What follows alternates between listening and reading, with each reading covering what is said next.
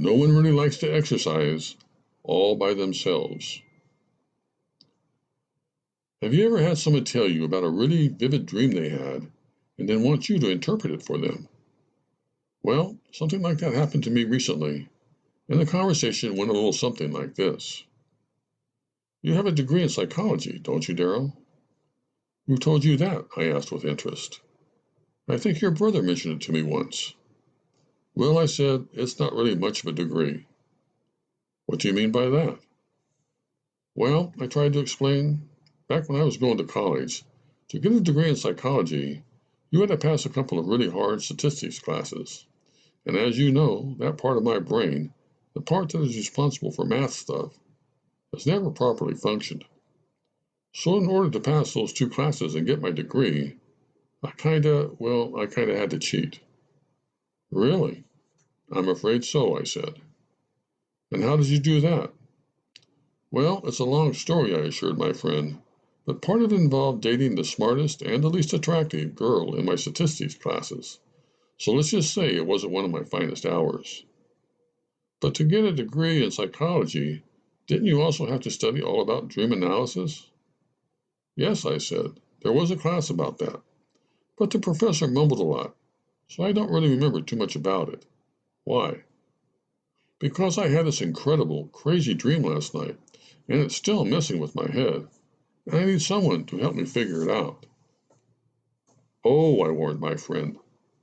I am actually the last person you would want to ask about that, or about anything else related to psychology for that matter. In fact, if the truth be known, when it comes to psychology, I'm a lot like that guy who knows just enough karate to stroll into a country western bar and get his butt kicked. You seriously can't remember anything that professor taught you about dream analysis? My friend asked with disbelief.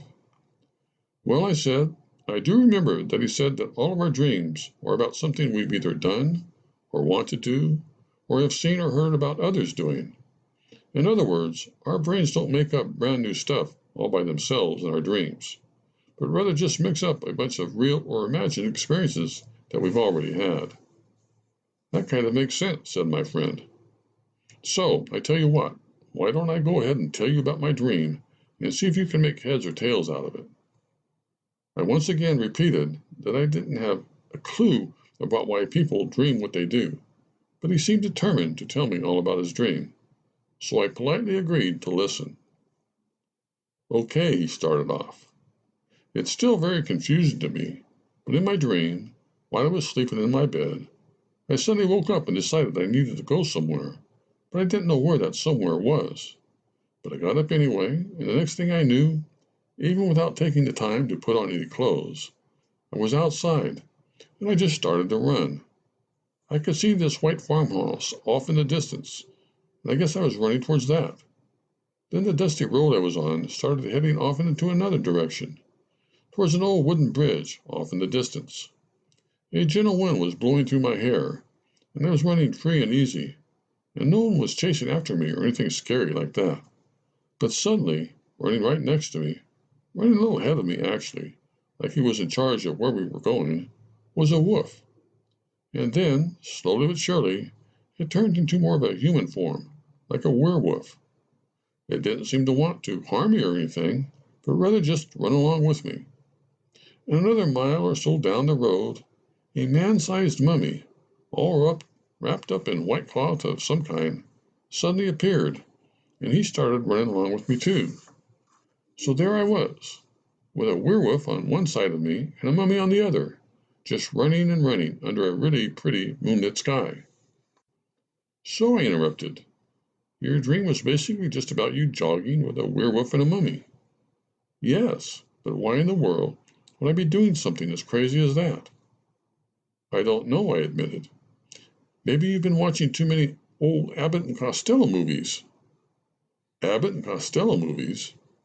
You know, those great old black and white comedies where poor Bud and Lou meet up with werewolves and mummies and Jekyll and Hyde and the Invisible Man and all kinds of different ghosts and scary creatures.